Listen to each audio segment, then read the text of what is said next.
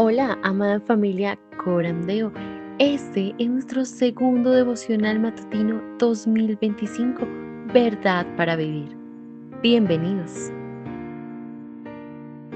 Enero 10. La verdad y el amor. Dirigido por el hermano Sebastián Ariza. Ustedes son testigos, y también Dios, de cuán santa, justa e irreprensiblemente nos comportamos con ustedes los creyentes. Saben además de qué manera los exhortábamos, alentábamos e implorábamos a cada uno de ustedes, como un padre lo haría con sus propios hijos, para que anduvieran como es digno del Dios que los ha llamado a su reino y a su gloria. Primera a los Tesalonicenses 2:10-12. Hermanos, el día de hoy tenemos un invitado, nos va a acompañar el hermano Sebastián Ariza de la ciudad de Bogotá. Entonces, hermano, bienvenido y muchas gracias por acompañarnos al devocional del día de hoy. Buenos días a todos. ¿Sí me escuchan ahí bien? Sí, señor. Sí, señor. Bueno, entonces vamos a pasar a leer el devocional porque hay mucho de qué hablar hoy y esperemos que el Señor nos enseñe cosas nuevas. Amén. Entonces, ¿quieres, Andrea, oramos primero o leemos el devocional? Sí, primero oremos y luego la lectura del devocional, hermano. ¿Quieres me colaboras con la oración? ¿Algún hermano desea orar o desean que yo lo haga?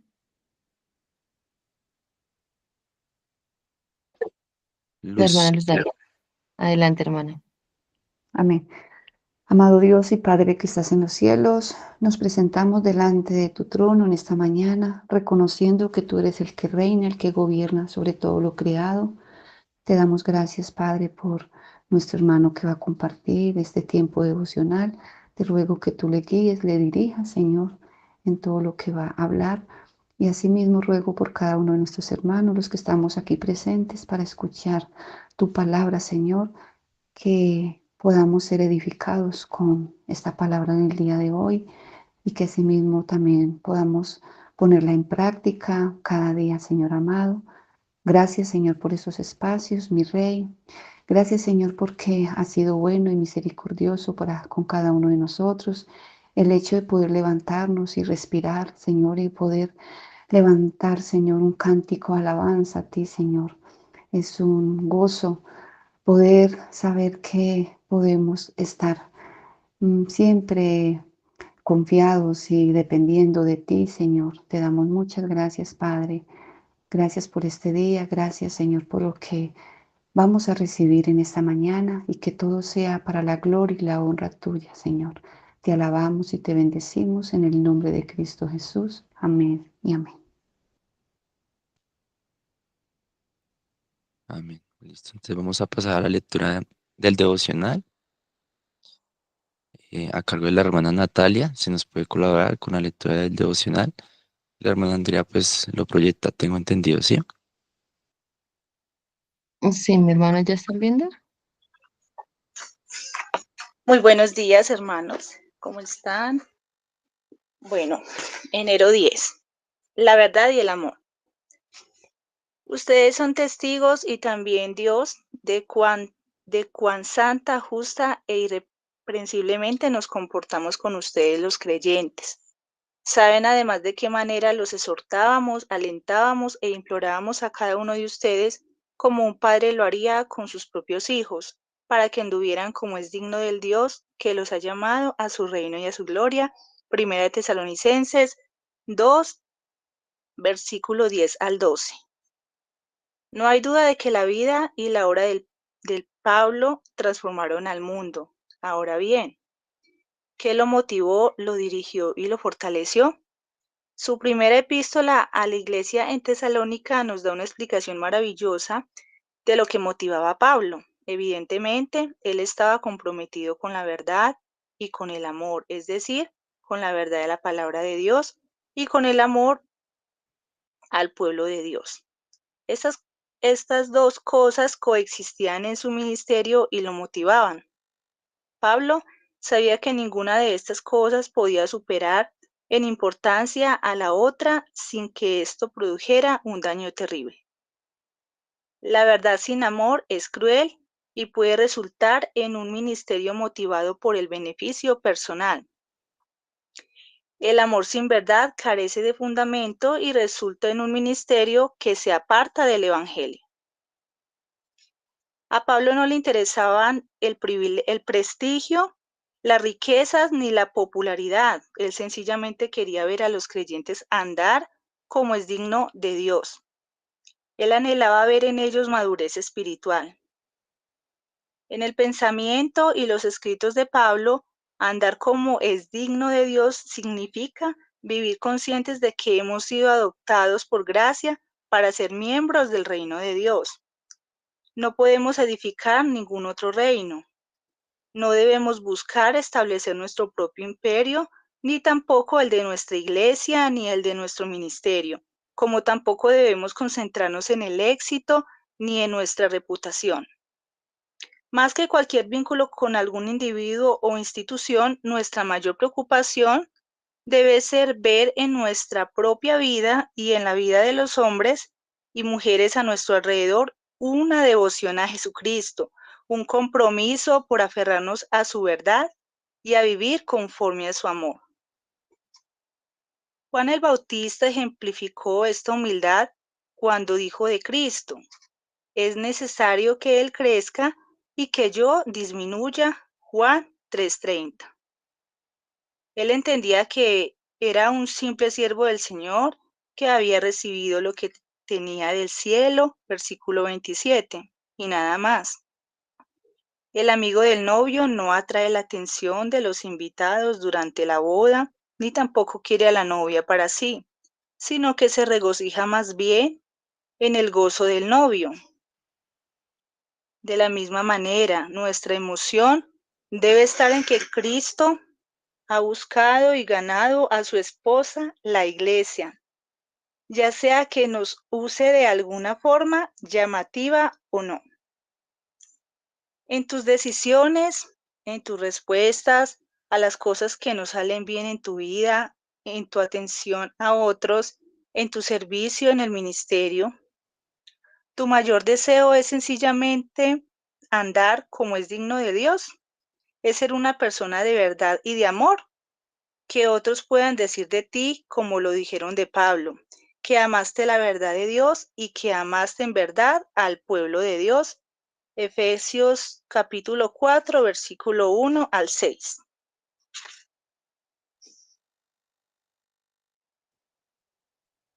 Bueno, hermano, voy a compartir pantalla.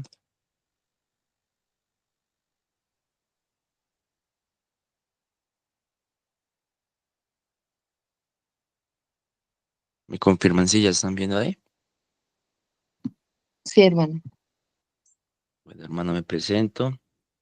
Como ya la hermana lo hizo, vengo de la ciudad de Bogotá, una iglesia que se llama Iglesia Betel, Verdad y Vida. Entonces, hoy el devocional nos trae dos palabras fundamentales. Y para eso es importante ir al contexto de la palabra. Entonces, en ese sentido, quiero que estemos muy atentos en la primera carta de Tesalonicenses, capítulo 2, y vamos a leer un poco del versículo 1 al versículo 2 y vamos a brindar un contexto de por qué Pablo dice lo que dice y de qué manera lo dice, porque la verdad es algo muy enfático lo que él hace, ¿sí? Respecto al amor que él tenía y respecto a la verdad que él estaba hablando, porque recordemos que Tesalónica era una ciudad, haga de cuenta, lo que es Dubái, pero en el mundo antiguo. Dentro de las provincias, una de estas del Imperio Romano estaba Macedonia y la capital de Macedonia era Tesalónica. Y en Tesalónica se adoraban más de 25 dioses. Se adoraban dioses griegos, se adoraban dioses egipcios que eran como más personificados. Y Tesalónica era una ciudad que estaba gobernada por personas que daban al mejor postor. Es decir, en este aspecto, ellos adoraban a los emperadores como dioses. Entonces, cuando llega Pablo en Hechos capítulo 17, que también se narra, es ahí donde nosotros vemos de qué manera lo hace. Y cuando habla de la verdad, no es una verdad común a la de los dioses que hay alrededor. Por eso también vemos en Hechos capítulo 17, cuando él habla, ya cuando él pasa a otro lugar, de que habían inscripciones, no solo en el Areópago por allá en Atenas, de que adoraban un Dios desconocido. Y es ahí donde vemos que Pablo y sus compañeros les decían, ahí van los que trastornan el mundo, ahí van los que están diciendo una verdad fuera de lo común, pero la verdad contenía un amor, ¿sí? Pero un amor también muy poco común. Entonces vamos a ver que para llegar al versículo 12, del 10 al 12, hay una conducta nutricionista como un padre, ¿sí? En el caso del apóstol Pablo. Si vamos de 1 Tesalonicenses del 2, versículo 10, dice, vosotros sois testigos. Tú como cristiano eres testigo. Tú que llevas mucho tiempo en la iglesia, tú eres testigo, ¿sí? Y eso lo vemos en 1 Tesalonicenses 2:1. Él hace este énfasis, porque vosotros mismos sabéis, hermanos, que nuestra visita a vosotros no fue en vano. Recordemos que esta es la segunda visita de Pablo. Y en la primera, él está haciendo, como decirlo así, como un recordéis de lo que él hizo, del testimonio que él dejó. Asimismo, en el verso 2, pues habiendo antes padecido y sido ultrajados en Filipos, como sabéis, tuvimos de nuevo en nuestro Dios para anunciarlos el Evangelio de Dios en medio de la gran oposición, que es lo que nosotros vemos ahí. Permítame un momento. Eh, acá lo tengo. Ya. Asimismo, en el verso 5, porque nunca usamos de palabras lisonjeras, es decir, palabras de conveniencia. Él nunca utilizó palabras de conveniencia. Como sabéis, les está diciendo, ni encubrimos avaricia. Y Dios es testigo. Porque os acordáis, hermanos, de nuestro trabajo y fatiga, como trabajando de noche y de día, para no ser gravosos a ninguno de vosotros, os predicamos el Evangelio de Dios. ¿Verdad?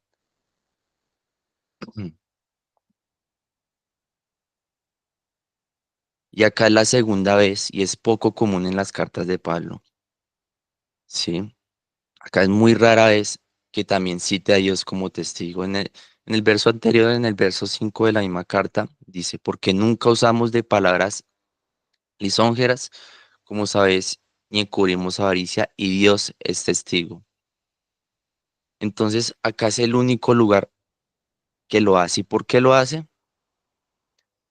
La solemnidad sugiere que fuertemente Pablo acá está tratando acusaciones reales que estaban siendo utilizadas por los oponentes de la iglesia para denigrar a los misioneros que van alrededor y su mensaje, y así poner a los conversos en contra de ellos.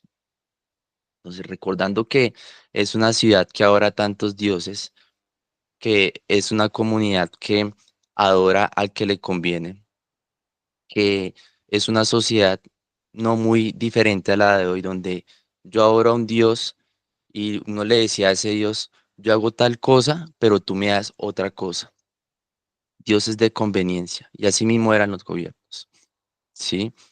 Entonces, lo que los cristianos tesalonicenses y lo que se está presentando al respecto es el testimonio de Pablo. Y Pablo está recordándoles cuán santa, justa, irreprensiblemente nos comportamos con vosotros los creyentes. Es ahí donde me ponía a mí reflexionar que tantos pastores, que tantos líderes hoy en día pueden decir que tan santa, justa, irreprensiblemente se comportan con los creyentes para exigirles a su comunidad eclesiástica que hagan X o Y cosa para el Señor. Porque de cierta manera uno dice, bueno, pues cada quien va en el camino en el Señor y Dios obra en la vida de cada quien de manera particular. Pero pues Dios colocó hombres. Y lo que uno ve al entrar a una iglesia es un hombre. Y ya con el tiempo progresivamente uno va entendiendo que detrás de ese hombre o delante de ese hombre espiritualmente hablando está Cristo. Pero lo que nosotros vemos acá es que Pablo está haciendo un énfasis de que ellos ya tienen un conocimiento propio de quién era Pablo y de quién eran sus compañeros. Por lo tanto, no hay excusa. Entonces, en ese sentido, el versículo anterior siempre hacía un énfasis en el conocimiento propio, ¿cierto? Y él estaba nombrando mucho eso al respecto. Ya en el versículo 11 dice, así como, ¿sí? Esto es un adverbio relativo. ¿Esto qué significa, hermanos? Eso significa varias cosas muy importantes. Hay una conexión textual. Cuando tú estudias gramática, vas a ver que cuando Pablo utiliza un como, no lo hace porque sí. Él quiere hacer un énfasis especial, ¿sí? Él introduce una declaración directa de que hay un conocimiento, ¿sí? Por eso dice después, así como sabéis, como tratamos a cada uno de vosotros como un padre trata a sus hijos. Entonces, él está diciendo, yo no les estoy diciendo cosas extrañas. Tu hermano que conoces el Evangelio hace años, no, lo que escuchas en los devocionales, lo que escuchas en la iglesia no son cosas extrañas, ¿sí? Sino son cosas que tú ya sabes. Son cosas que ya tú sabes por conocimiento propio y que te deben preparar para lo que ha de venir. Entonces, Pablo subraya esta importancia de la experiencia personal también, ¿sí? ¿Por qué? Porque esto también tiene unas implicaciones prácticas. Entonces, al recordar a los tesalonicenses cómo los trató, entonces él es coherente de esa ética que les estaba dando. Y entonces enfatiza en esa aplicación práctica de la doctrina bíblica en la vida diaria. Entonces, ¿qué es lo que más podemos ver? Cuando él utiliza la metáfora en ese mismo verso de padre, como un padre trata a sus hijos, él sugiere de que literalmente él los crió. Él cuando fue en la primera vez, él los crió, él los entrenó, él los educó.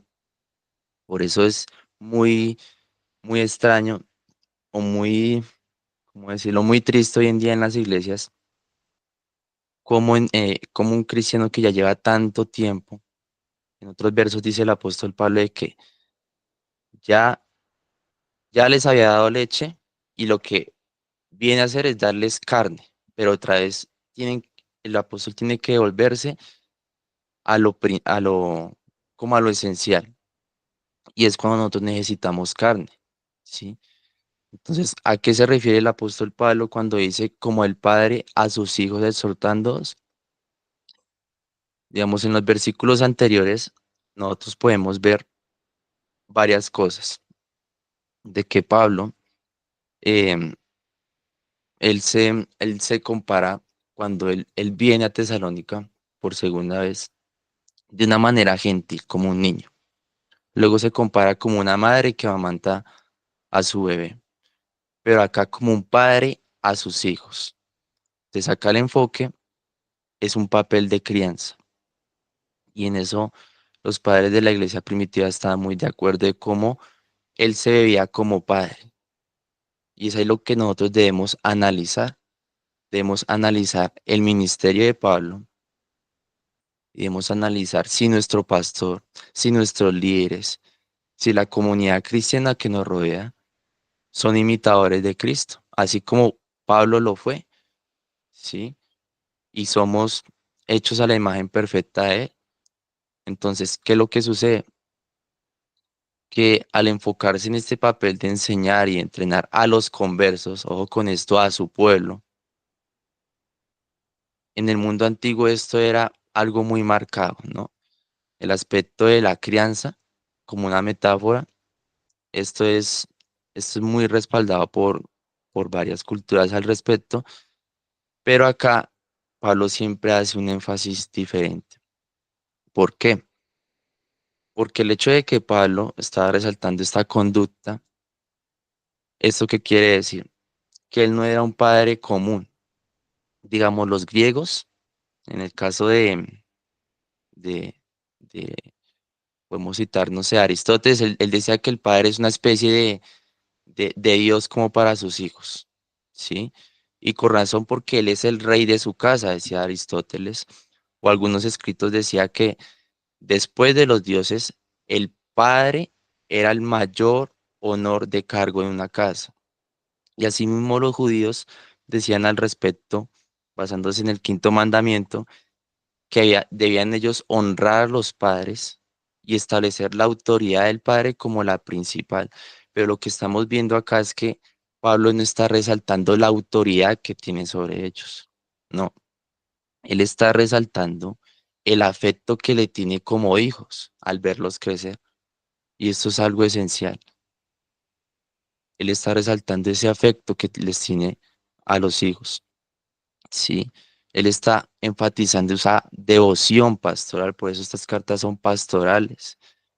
Él se ganó a la gente del común, no se ganó a los grandes sabios de alrededor o los que hacían muchas devociones a otros dioses. No, él se ganó de cierta manera a los que Dios le colocó desde una perspectiva pastoral, amándolos.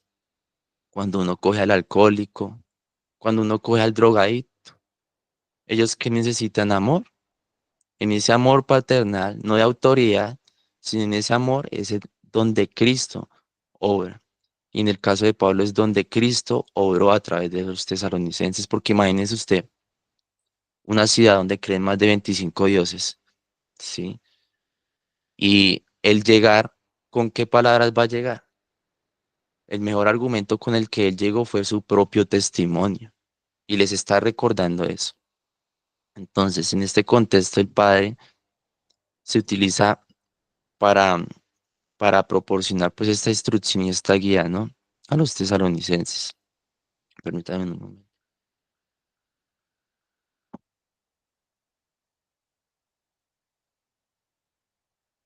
Y dice el mismo verso, como es digno de Dios, que os llamó a su reino y gloria. Acá cuando dice como es digno, sí. Acá la palabra favorita de Pablo es caminar o anduvieses. Esa es la palabra favorita de Pablo. No lo además de 40 veces en la escritura, en las cartas de él. Y dice literalmente esto, pero cuando uno va al texto griego, él habla sobre vivir la propia vida. Vivir la propia vida. Entonces, ¿qué es lo que vemos acá? La vida cristiana, hermanos, no es una vida común. No, señor. La vida cristiana es una vida divina.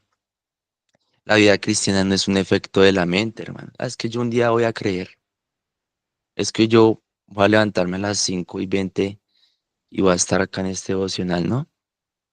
El Señor es el que hace eso. El Señor es el que coloca la fe. Y cuando nosotros entendemos esto, podemos ir por el camino de la verdad, que ya lo vamos a explicar. Pero es de vivir la propia vida. Y siempre Pablo cuando utiliza anduvieses o caminen, cuando ustedes lo vean en las cartas, él está haciendo como una conclusión principal de todo lo que está hablando anteriormente. ¿Sí? Entonces, eh, y pues también eso hace referencia a su ¿qué? A sus raíces judías, ¿no? A su conducta moral. Ellos utilizan mucho esta palabra caminar. ¿Qué más vemos acá? Cuando él utiliza la expresión como es digno de Dios. Esta frase en el griego antiguo se utiliza en otras religiones. Entonces él le está comparando. Le está diciendo, allá hay otros dioses. Afuera la gente adora otras cosas. Pero como es digno de su Dios, de nuestro Dios, que es el único y verdadero, así ustedes deben ser igual o hasta mayormente devotos. Porque si a esos dioses les entregan sacrificios, ¿cuál va a ser su sacrificio para con Dios? Sabemos que es un sacrificio racional, ¿no? Y en ese sentido hay que saber lo que nosotros estamos adorando, hermanos, como lo dice por ahí un Salmo 81, si no estoy mal, que hay que adorar a Dios con inteligencia, ¿sí? No simplemente saber el testimonio de los demás y llevar una vida de piedad, sino que hay que saber al Dios al que estamos adorando. Entonces, acá hay una analogía de lo que Pablo les está colocando de frente, porque ya la última visita que él tiene para con ellos en estas cartas, ¿sí? Entonces, ¿a qué se debe ajustar la conducta de nosotros, según este pasaje? Digamos, unos podrán decir que la santidad, otros podrán decir después, como lo dicen más adelante en el capítulo 4 versículo 38 que habla de esa bondad amorosa. Pero fíjese que acá Pablo hace, se refiere al carácter de Dios de una manera diferente. Y es que Pablo presenta ante sus lectores el objetivo de vivir de una manera que sea coherente con la naturaleza de Dios. ¿Y cuál es la naturaleza de Dios? Según Pablo en este versículo, cuando él dice, y os encargamos que anduvieses como es digno de Dios, que os llamó a su reino y gloria. Y acá es algo muy curioso. Cuando Pablo utiliza la palabra reino y gloria, él prácticamente está citando los evangelios y cómo el Señor Jesucristo nos enseñó acerca del reino. Entonces, y como también en Hechos capítulo 17, cuando viene él habla del reino de Dios. Sí, él no habla de una religión nueva, no habla él habla es del reino de Dios. Por eso es que cuando en Hechos 17, porque por eso es muy bueno citarlo, él habla de que, de que cuando vinieron ellos, Pablo y sus compañeros, y hablaban del reino de Dios, que iba en contra del imperio romano en su momento, toda persona, todo ciudadano que decía algo en contra de Roma, o sea, eso no se le ocurría a nadie, porque ellos eran sus dioses, ellos era como la niña de sus ojos para el imperio romano, era Tesalónica. Entonces, por eso, cuando Pablo y sus compañeros empiezan a hablar del evangelio, empiezan a hablar del reino de Dios, la gente se asombra. Tanto así que llega hasta el gobernador, ¿sí? Como decir que lo que estamos diciendo acá le llega a oídos del alcalde. Así era el impacto de las palabras de Pablo y sus compañeros a la hora de predicar el evangelio. Y cuando estamos hablando, y ya vamos a pasar al tema de la verdad, no eran palabras comunes, hermanos, era un reino diferente. Por eso cuando Pablo después habla de la resurrección en Hechos, pues casi todo lo matan porque nunca se había hablado acerca de ese tipo de Dios. Un Dios más personal que el Dios egipcio, más personal que cualquier otro Dios, pero con una verdad muy cruda a la vez, y ya lo vamos a ver por qué. Entonces, cuando Pablo habla acerca del reino hay que entender algo, y es que también habla de una realidad presente y futura, ¿sí? Ahora vamos a hablar de esa realidad presente y futura. Y quiero que algún hermano, no sé si me colaboras, Andrea, o el que quiera tomar la palabra, de la realidad presente, de ese momento presente del reino para nuestras vidas. Entonces, no sé si alguien quiera leer Romanos capítulo 14, verso 17.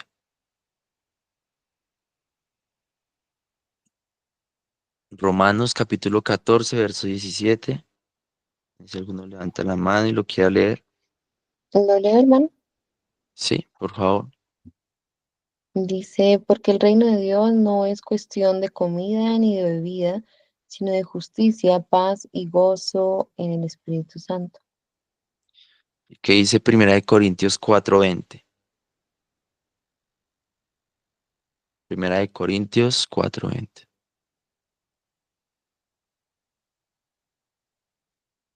Dice, porque el reino de Dios no es cuestión de palabras, sino de poder. Amén. El reino de Dios no es cuestión de palabras, sino de poder. Entonces el reino como un tiempo presente es eso. Y como en un tiempo futuro Dios vindicará a su pueblo y como en el lugar Dios establecerá ahí plenamente su gobierno a toda la creación. Sabemos que eso aún no ha acontecido y por lo tanto esa experiencia y ese glorioso regreso de nuestro Señor se va a dar más adelante, como lo habla en 2 de Tesalonicenses 1:5, 1 de Corintios 6:9, Gálatas 5:21. Pero hay que entender eso, de la realidad que les está presentando. Les está presentando, vea, esta es la realidad, esta es la verdad por la cual ustedes van a morir a causa de esa otra realidad futura que vamos a experimentar, bien sea después de la muerte o en nuestro caso, pueda que sea nuestro tiempo. Pero cuando hablamos finalmente de ese pasaje, vamos a hablar un poco acerca del reino, teniendo en cuenta pues el amor que les tenían, ¿no? Que quedó claro. Que cuando Pablo hablaba de que como un padre a sus hijos, él tuvo una relación personal con cada quien. Si él no simplemente fue y dio un mensaje y ya ahí se fue, ¿sí? Como muchos pastores hoy en día. Ellos van dando un mensaje, se les preocupa que la gente ingrese a la iglesia, pero no hay un pastoreo. ¿Qué es eso, hermano? ¿Qué es eso? Eso es un club social. Pero acá el apóstol Pablo, ¿cómo fue? ¿Cómo fue su ministerio? Es ahí donde nosotros debemos reflexionar, debemos meditar, dónde nos estamos congregando, si nos estamos congregando bien, en qué estamos aportando nosotros. Porque el Evangelio, como lo decía la palabra, no es solo palabras, sino también es poder. Por eso acá, cuando se trata del Evangelio, son cosas delicadas, hermanos, porque el Evangelio hay que verlo de una manera integral. No coge solo las cosas de la iglesia, sino coge la vida en todo su conjunto, hasta lo político, hasta lo económico, todo lo coge en su conjunto porque por eso les decían a ellos, ahí van los que trastornan el mundo. Y yo pregunto, ¿tú eres uno de los que está trastornando este mundo o eres uno de los más asistentes más en tu iglesia? Porque el evangelio es poder, hermano. Entonces, ¿qué es lo que pasa? Quiero hablar del reino, ya casi para terminar. Me quedan 20 minutos, ¿cierto, hermana? 20, 15 minutos. Sí, hermano. Entonces, quiero que vayamos a Mateo 11, versículo 12. Otra hermana o hermano, que no sea Andreita, que no lea ese pasaje y vamos a entender a qué clase de reino se está refiriendo Pablo citando solo un versículo de un evangelio, haciendo como esa concordancia, que dice Mateo 11:12. Bueno, por ahí alzaron la mano como, no sé, no estoy viendo, pero Andrea, que es la moderadora, ¿me Si podrías quieres, ayudarme? son dos versículos, ¿verdad? Sí, Uno la hermana Luz Dal y la otra la hermana Erika. Mateo 11:12 sí, Mateo 11:12. dice así. Desde los días de Juan el Bautista hasta ahora, el reino de los cielos fue violencia y los violentos lo arrebatan. Amén, sí. Ah, Amén. amén. Es un versículo fuerte, hermanos. De estos se han escrito. De ese solo versículo se han escrito libros y libros y libros. Y yo lo voy a condensar en 10 minutos. Y que el Espíritu Santo nos ayude a entender a qué se refiere. O sea, acá la violencia del texto que excluye una violencia ignorante. ¿Por qué? O sea, porque hay que ser violentos con lo que no entendemos. Por eso uno ve gente en la iglesia cristiana lastimosamente legalista, fanatista, activista, o que también le meten psicología o que también muy formalistas, hasta un punto de que ya le crean violencia hasta en su propia casa, pero no saben el Dios al que están adorando. Y como lo vemos en, en Juan el Bautista, y como lo decía el devocional, es necesario que yo mengüe y él crezca, y cómo Cristo se refería a estas personas que eran así. Y hay que entender algo, que digamos, como dice en Hechos 17:23, al pasar y contemplar vuestras devociones encontré un altar con esta inscripción: al Dios de lo desconocido. Entonces estos atenienses eran violentos en sus devociones. Al católico, o en su momento, porque antes era más fuerte, ellos eran violentos en sus devociones. Sí, se les podía decir como Cristo dijo a la mujer samaritana en Juan 4:22, adoráis lo que no conocéis. ¿Sí? Así como los católicos romanos, de cierta forma, no ahora hoy en día porque la religión cada vez cristiana es menos, ¿sí? Pero son testigos de su penitencia, ayuno, laceración, porque hay algunos que también lo practican, pero es un celo sin conocimiento. A su ira le gana más que a su conocimiento, ¿sí? Por ejemplo, cuando Aarón debía quemar un incienso sobre el altar, él primero debía encender las lámparas. Éxodo 5:7. Y cuando el celo, cuando nuestro amor por Dios arde como el incienso, primero, hermanos, debemos prender o encender la lámpara del conocimiento. De lo contrario, no sabemos lo que estamos adorando. Y es ahí donde vamos a ver el tema de la verdad. Y hay una verdad que la exime a Dios, una verdad que es diferente.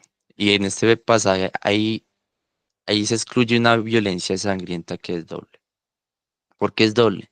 Porque también habla acerca de que primero, cuando respecto a uno, respecto al cuerpo de uno, y eso hay que entenderlo también, dentro de ese amor propio, ¿no? Cuando uno va a imponer las manos violentamente sobre sí mismo, hay que entender algo, y es que el cuerpo es una prisión terrenal, ¿sí? Pero Dios ha puesto ahí el alma. ¿Qué es lo que se entiende por eso? Es ahí donde hay verdades que no se pueden negociar, como lo es el tema del suicidio, ¿sí? Y eso siempre se ha visto. Entonces, nosotros no podemos negociar con eso. O sea, el cuerpo es aunque el cuerpo sea una prisión terrenal, donde Dios ha puesto el alma, no debemos romper esa prisión, sino permanecer hasta que Dios nos deje salir por la muerte. Esa es la realidad, porque como en el ejército, el centinela no debe moverse sin permiso de su capitán, y tampoco nosotros debemos movernos o atrevernos a hacerlo sin permiso de Dios. Por eso es que es un tema delicado.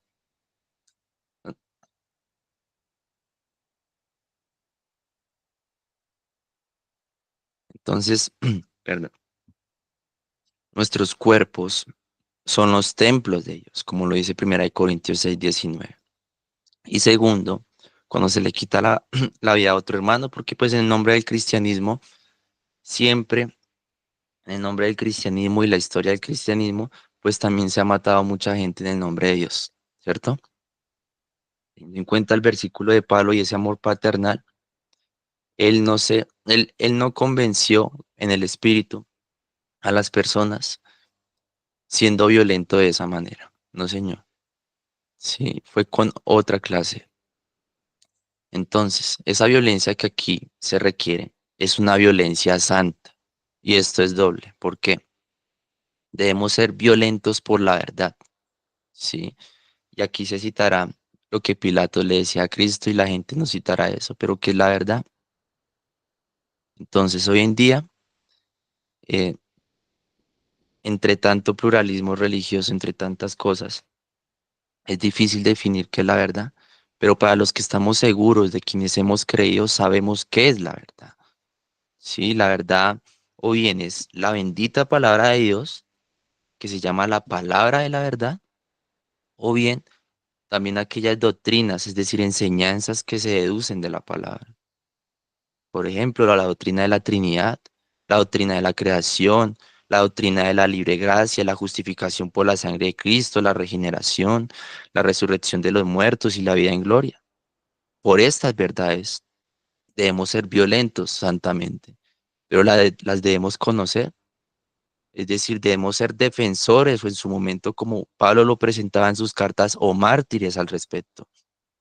porque eso es lo que se está viendo, hermano. Hoy en día un cristiano no está dispuesto a morir por su religión, ¿sí? Y conceptualmente el cristianismo es una religión. Nos venden la idea de que Cristo no es religión, es relación, no, pero es una religión porque es una ligadura con nuestro Dios, ¿sí? De pasar a una persona religiosa fanática, eso ya es algo muy diferente. Pero hoy en día el Islam, los musulmanes están más dispuestos a morir por su falso Dios, ¿sí? Porque eso es lo que hace la verdad, excluye a las demás. Nosotros no podemos aceptar es que lo que cree el budista, lo que cree el hinduista o en parte lo que cree todo el católico, no, hermanos. Porque es ahí donde la verdad, desde el inicio de la creación, siempre ha tenido esas dos doctrinas, o le crees a Dios o le crees al diablo. Y en esta verdad santa, en esta violencia santa era que el apóstol Pablo se estaba manejando y estaba hablando acerca del reino de Dios. Entonces, ¿qué es lo que nosotros vemos ahí? Que, sí, ya, que la verdad es muy importante. ¿M? En la verdad no hay la menor mancha, en el rostro de la verdad no. Sí, la verdad, hermano, solo respira santidad. O sea, la verdad siempre va a ser triunfante. Es como el gran conquistador. O sea, cuando todos sus enemigos yacen muertos, mantiene, se mantiene en el campo y levanta sus trofeos de victoria, porque así lo dice la palabra, los cielos y la tierra pasarán, mas mi palabra no pasará. ¿Sí? Por eso la verdad puede ser opuesta a muchas cosas, pero nunca opuesta del todo. Es decir, nunca se aleja del todo. Obviamente yo no me puedo alejar del budista, del musulmán, del católico, del testigo de Jehová, me puedo alejar del todo. Y puedo ser excluyente y encerrarme en una burbuja, ¿no? A ellos hay que predicarles la verdad. Sí. En la época de Diocleciano, es decir, antes de Constantino, por allá en los años 300 después de Cristo, o sea, las cosas eran desesperantes porque el pueblo cristiano estaba siendo oprimido. Pero cuando Constantino sube al poder, un poco de verdad ya empieza a verse. Entonces Dios está del lado de la verdad, hermanos. Y mientras no haya miedo, mientras no tengamos miedo de la verdad, Él va a prevalecer. ¿Sí? Entonces la verdad es pura, como dice el Salmo 119, 140. Se le compara también con la plata refinada 7 veces, Salmo 12:6. De igual forma, los cielos ardiendo se disolverán al saber esta verdad que se va a consumar al final. Segunda de Pedro 3:12. Sí, la verdad que vino del cielo, como lo dice Primera de Pedro 1:25. Entonces, hay algo importante y es que Dios no nos regenera por milagros o revelaciones, sino por la palabra de verdad, como lo dice Santiago 1:18. Entonces, así como la verdad es la que engendra la gracia, lo que no nos merecemos, también es la que nos alimenta, dice Primera de Timoteo 4:6. Entonces, la verdad nos da ese modelo exacto de piedad, como Pablo, como nuestros líderes o nuestros allegados más cercanos que nos han mostrado el Evangelio, nos han dado ese modelo, ¿sí? Nos muestran lo que debemos creer. Por eso, si nosotros quitamos la verdad de nuestras vidas, estas valiosas las verdades, ya nuestra fe es una fantasía, hermanos, ¿sí? O sea, la verdad es la mejor flor de la corona de la iglesia. Si no tenemos una joya más rica que confiar en Dios que nuestras almas, ¿cierto? Y no hay una joya más rica de Él para con nosotros que sus verdades en la Escritura. Amén. Sí, la verdad es una enseñanza de honor constante y eso nos distingue de la falsa iglesia. Sí, como la castidad distingue a una mujer virtuosa de una ramera. Así es la verdad de diferente, de el contraste que hace. Sí, por eso hay que ver, hermanos, de que la verdad nos santifica. Juan 17:17. Perdón. Entonces, espérame un momento. La verdad, acá iba así. Entonces, en ese sentido, la verdad tiene esos efectos nobles. La verdad nos hace libres. Por eso dice en el pasaje en Juan 18:32, una parte, santifícalos por medio de tu verdad. Y la verdad es el sello que deja la huella propia de la santidad de nosotros. Y hay que verlo así, hermano. La verdad es un espejo para mostrar nuestras propias manchas y también un lavatorio para lavarlas. Entonces es en ese sentido que la verdad nos hace libres. O sea, nos quita las cadenas del pecado y nos pone en un estado de filiación con Dios. ¿Sí? Entonces, ¿qué estamos creyendo en eso?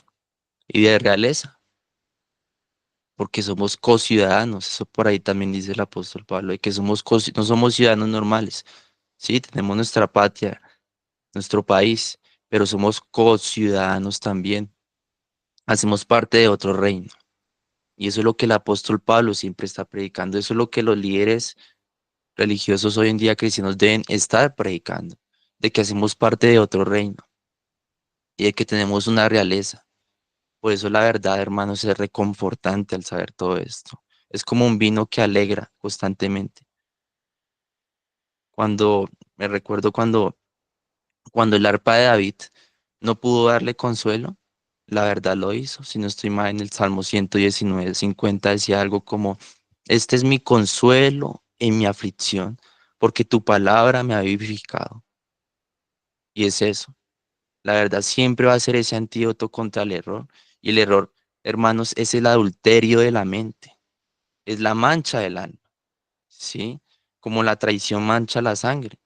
Entonces, el error condena tanto el vicio, porque es la realidad, o sea, un hombre puede morir tanto por el veneno como por una pistola, al no saber la verdad. Entonces, ¿qué puede evitar el error, hermanos, sino la verdad?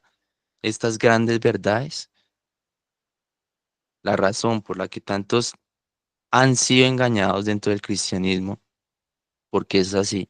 El cristianismo y la predicación del Dios vivo sufre más por quienes lo predican que por sus propios opositores. Y la razón por la que tantos han sido engañados en el error es porque no conocieron o no amaron la verdad.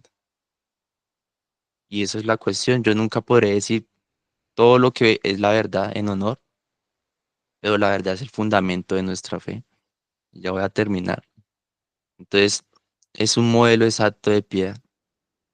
En este tipo de verdades que quiero que se imaginen o hagan el contexto histórico de que Pablo les está hablando. Todo esto él les estaba enseñando. O sea, esta va a ser mi última visita.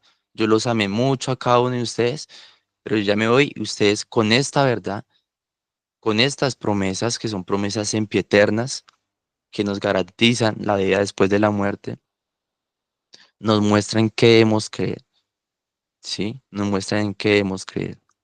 Entonces, es ahí donde debemos preguntarnos por qué debemos ser violentos si no es por la verdad, ¿sí?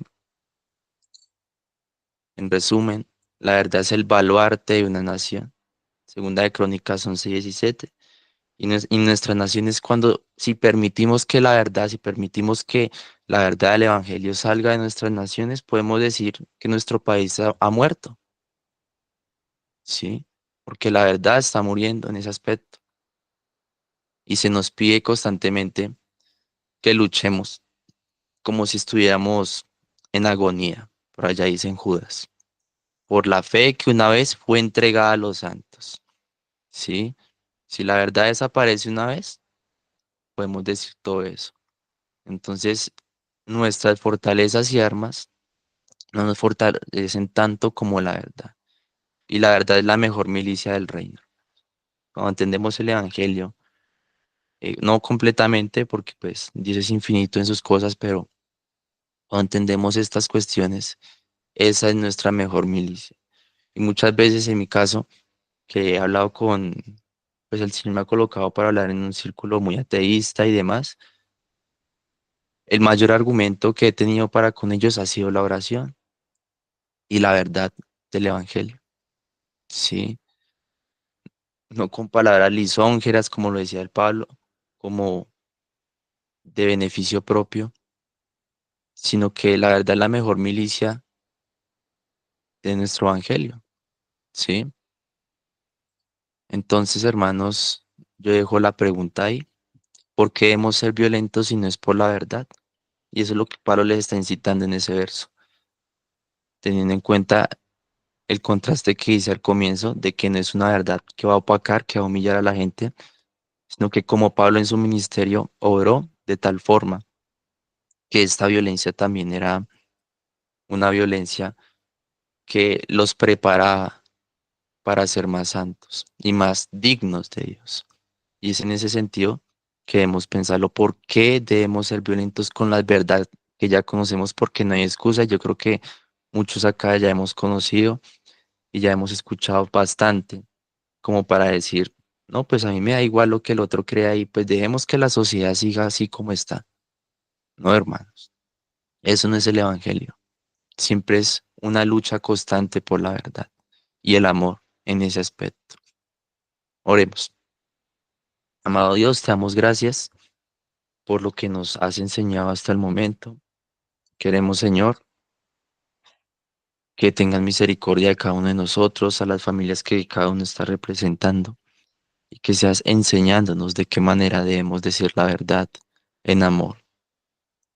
Aunque sea doloroso al principio, sabemos que tú nos recibes al comienzo, pero nos pules en el proceso, Señor, nos pasas por el fuego. Asimismo, la sociedad, Señor, a través del dolor, necesita saber quién eres tú, Señor, y así lo has permitido. Pero queremos, Señor, que en cada uno de estos devocionales seas tú llamándonos a ese arrepentimiento para que seamos más sabios en ti, para que podamos establecer, Señor, un verdadero fundamento de fe, Señor, que no se basa solo en costumbres y en palabras, sino en un poder, Señor, que se evidencia en nuestras familias, en nuestro trabajo y en todo su conjunto. En el nombre de Cristo Jesús. Amén y amén. Amén. Amén. Amén. Comentario.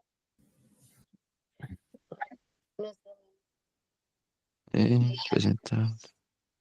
El evangelio que el apóstol Pablo estaba predicando en Tesalónica estaba respaldado por su propia vida, la cual estaba viviendo de manera comprometida, sufriendo como consecuencia de ser fiel a la verdad. No lo hacía buscando para sí su propia gloria, sino con un amor sincero a Cristo, y a ellos que aprendieran a vivir como es digno de Dios, que entendieran y mostraran su comportamiento en madurez espiritual como el Señor. Gracias, hermano. Bueno, no sé si alguien tenga un comentario, un aporte. Gracias a nuestro hermano Sebastián por devocionar el día de hoy. ¿Nadie? Quedaron conmocionados.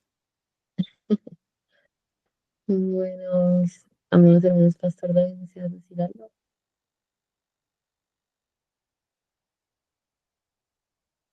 ¿Estás en mute por si acaso? ¿Que no? Ok. Bueno, mis amados hermanos, entonces para despedirnos, como todas las mañanas, entonces firmes y adelante, nuestra fe. Sin temor alguno, Temor alguno, alguno, nos que ve, Jesús que nos ve. Jesús nos ve. nos ve. Amén. Que Jesús nos ve. Bueno, mis amados hermanos, nos vemos mañana si Dios permite. Muchas gracias a todos. Buen día para todos. Gracias, hermano. Gracias, Gracias a hermano. todos, hermanos. Bendiciones. Hermano.